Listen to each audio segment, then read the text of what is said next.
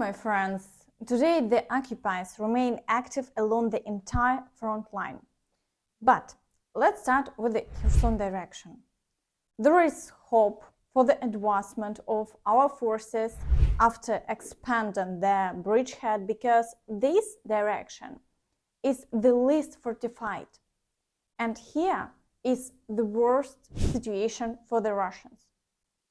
Occupiers openly share videos of how they mistreat servicemen. I think such videos should be widely circulated so that Russians signing contracts with the Russian army know what awaits them. I can't show it on YouTube, of course, but I believe everyone understands what was happening there. As for the Russians' offensive actions, war correspondents in shock describe the situation best, shocked by what is happening there. Today, our troops stormed the village of Krynky from the forest. They marched without the support of armored fighting vehicles and artillery, although requests for artillery support were transferred to the headquarters of the Dnipro Main Army. As a result, due to enemy artillery fire, our troops did not even reach the road between Krynky and the forest. Today, for the first time in a long time, we want to reveal the units that are constantly being sent to storm the village of Krynky.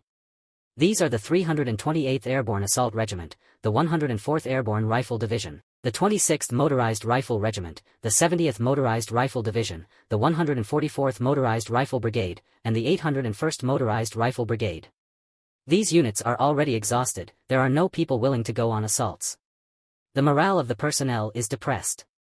They need to be changed. As it appears, the armed forces of Ukraine are defeating them every day, and there are no successes for the Second World Army. In the Zaporizhzhia direction, the occupiers have slightly brought in reserves. Today, they have increased the number of offensive actions. It's reported that there were 5 attacks in the area of Robotyne, but all of them were unsuccessful. The Ukrainian armed forces repelled them, and the front line remains unchanged. Also, there is an intensification of Russian forces in the Vuhledar direction. Offensive actions have resumed in the areas of Novosibirsk and Zolotoye. Additionally, there are shelling incidents along the entire front line. So, we are waiting the outcome of their new assaults. In the Avdiivka direction, the occupiers couldn't withstand such significant losses, and the battles in the Novosibirsk and Svatove areas have ceased. However, they are still attempting to break through in the vicinity of the coke and chemical plant and the industrial zone. Despite their lack of success, the battles continue. On the southern flank, fights are ongoing for Prvomaiske and Nevelske. Over the day, the Ukrainian armed forces successfully repelled 20 attacks, and the front line remains unchanged. Further south, in the Marinka area, complex battles persist. The occupiers continue to deploy reserves and launch determined offensives on Georgiivka, attempting to capture the village. Battles also continue around Krasnohorivka and Novomikhailivka. While they have no successes, the overall situation along the front line is very challenging. In the Bakhmut direction, occupiers carried out 4 attacks in the areas of Andriivka and Klishchiivka. An airstrike was conducted near Bogdanivka, but no significant storming operations are underway. Additionally, the occupiers shelled Konstantinivka, but there are no successes along the front line, and the situation remains unchanged. In the Siversk direction, offensive actions have commenced in the area of the village of Veselen, and attempts been made to break through in the forest closer to Bilohorivka. So we will see the outcome of their attacks this time. In the Krymina area, the Ukrainian armed forces successfully eliminate Russians, so all attacks near Yampolivka have ceased.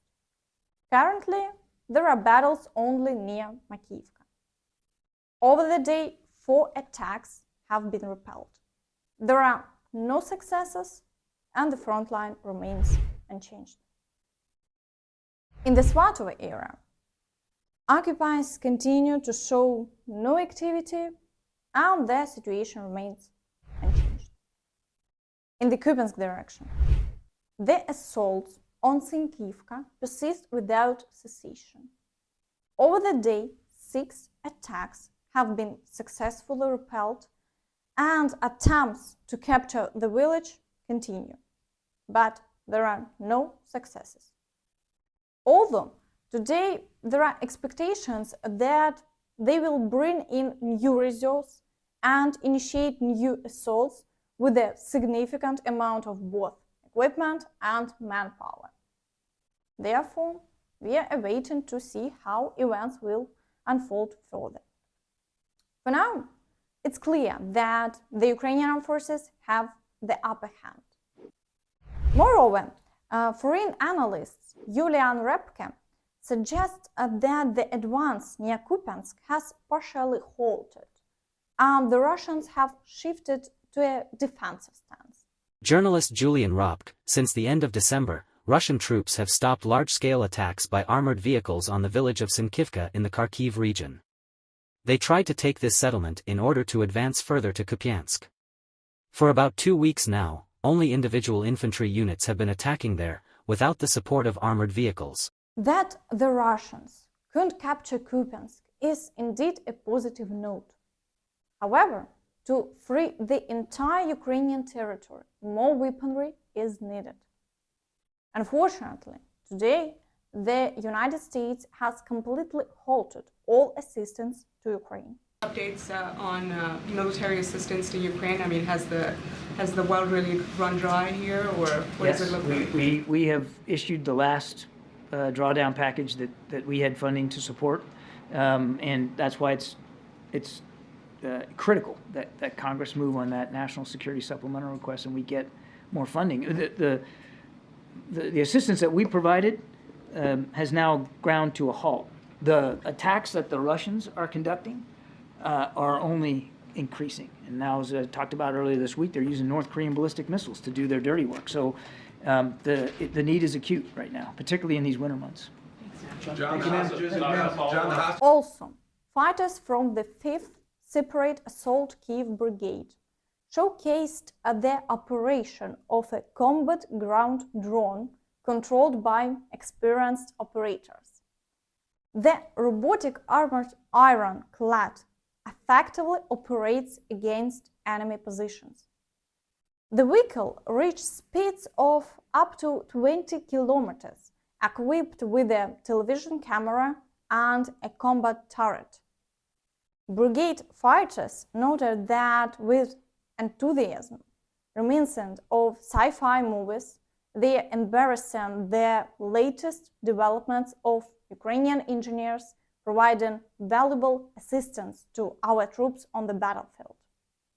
So this robotic platform can storm enemy positions, conduct reconnaissance, and provide fire support for fighters, ultimately saving the lives of our military.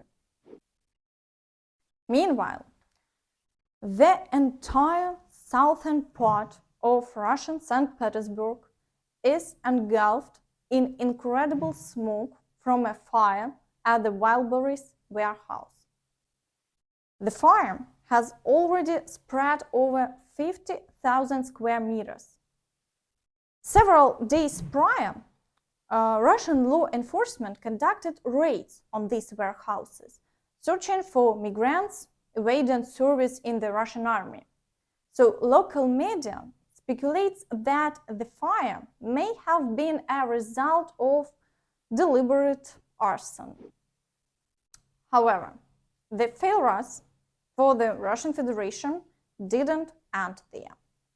Recently, residential buildings in Russian Novosibirsk were mass disconnected from heating after a 50-year-old pipe burst.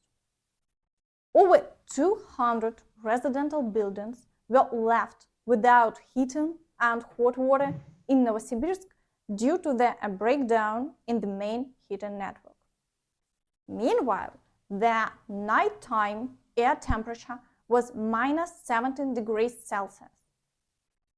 After the pipe burst, the street of Plahotny flooded, damaging private cars. And that's all from me.